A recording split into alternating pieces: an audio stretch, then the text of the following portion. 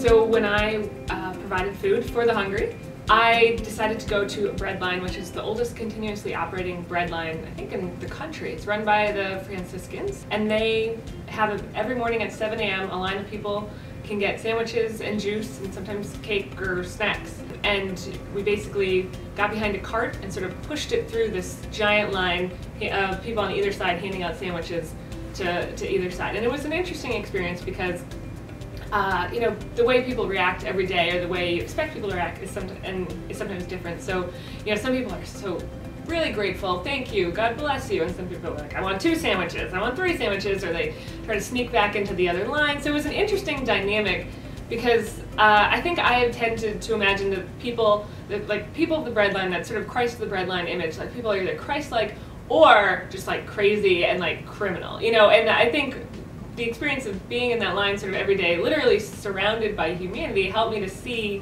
the sort of humanity, you know, of people who are just people. They're not one extreme or another. It's sometimes someone's crabby and they want another sandwich, and sometimes they're really grateful and cheerful.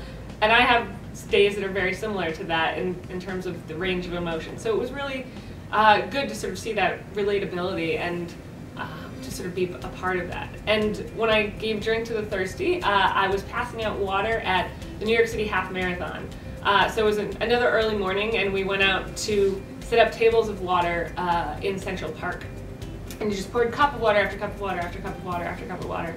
And we had received very specific instructions not to sort of thrust the cups at the runners and not to attack it, as though we were sort of going to be chasing after people, like forcing them to drink.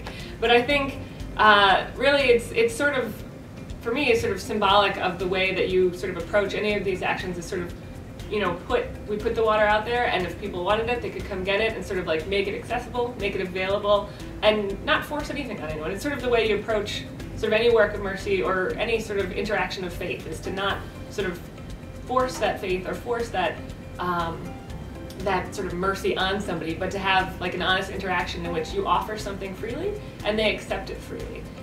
So it was a really interesting experience, and it's nice to be sort of part of that, again, the sea of humanity in the road race, of everyone sort of rushing by from all different places and backgrounds, and everyone's thirsty, and everyone is sort of heading toward that finish line together.